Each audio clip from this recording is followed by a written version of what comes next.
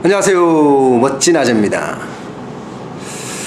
최저임금 관련해서는 아직도 탁상행정을 그대로 보는 것 같아서 안타깝습니다. 뭐 한두 가지가 아니에요. 소상공인이나 중소기업 입장에서는 죽을 맛 그 자체라고 생각하면 됩니다.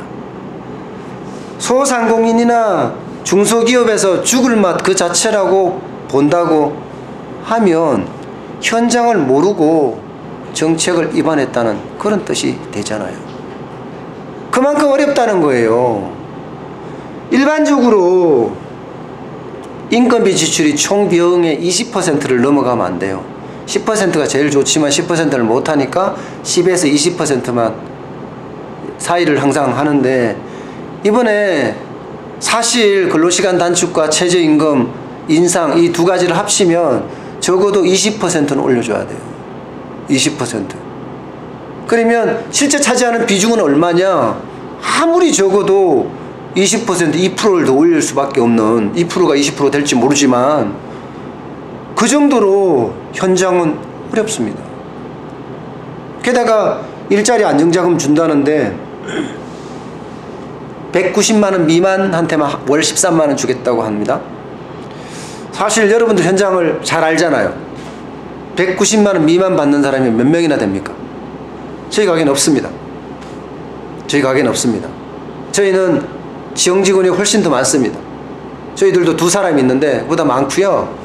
또 파출 비용도 여러분 아시겠지만 올랐습니다. 올랐습니다. 그 정도로 190만원 미만 받는 게 없고 그만큼 혜택을 받을 수 없다는 거예요. 중소기업도 마찬가지예요. 수출 중소기업에서도 190만원 미만 받는 직원들이 극히 드물다 이거예요. 그럼 혜택 받을 게 별로 없잖아요. 그런데도 불구하고 최저임금은 인상되고 근로시간은 단축됐거든요. 그러면 혜택 받는 사람 중소기업에서는 외국인들. 외국인 근로자들만 혜택을 받을 수밖에 없는 거예요. 그러니까 현장을 모른다는 거예요. 그래서 탁상행정이라는 말을 하는 거예요. 얼마나 어렵냐? 중소기업, 우리 소상공인 자영업자들이 얼마나 어렵냐?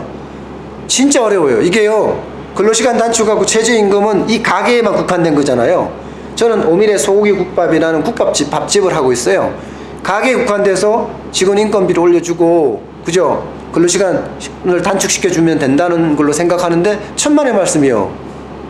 실제 제가 원료를 공급받아야 되잖아요.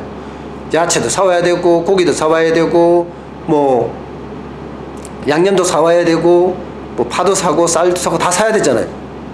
다 오르는 거예요. 왜? 다.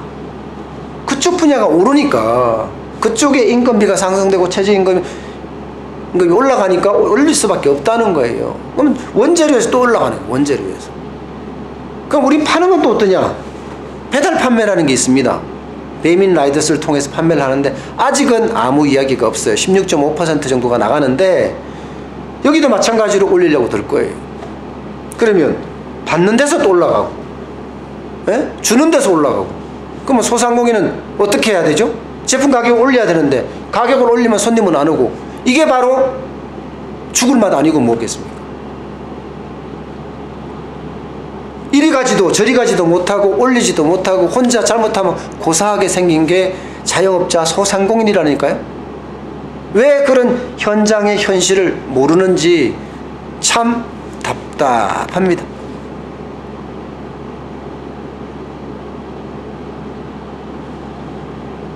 아유, 저도 마음이 이렇게 답답한데 여러분들이나 또 주변에 있는 자영업자 소상공인분들은 얼마나 답답하시겠습니까? 그렇지만 분명한 건 있어요. 그렇다고 접을 수는 없잖아요. 뭔가 시너지를 내고 힘을 내볼 수 있는 방법들을 찾아보자고요. 여러분과 제가 소통하면서 탁상 행정을 하든 현장 행정을 하든 개의치 마시고 일단 우리가 살아날 수 있는 방법들을 강구를 하자고요.